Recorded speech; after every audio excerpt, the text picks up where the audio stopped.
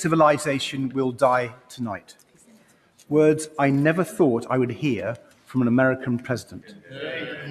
And though Donald Trump thankfully didn't follow through this time, these words are a stark reminder of how reckless, immoral, and completely outside the bounds of international law this president is.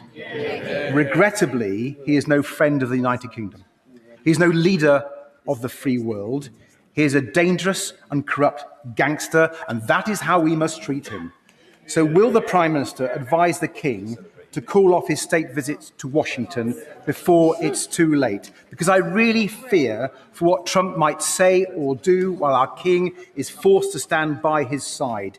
We cannot put His Majesty in that position. And when it comes to Trump's latest cunning plan to blockade the Strait of Hormuz, that will only escalate this crisis and jeopardize the precarious ceasefire. So it's right that the UK is not joining Trump. And I welcome the Prime Minister convening a summit to offer an alternative to Trump's.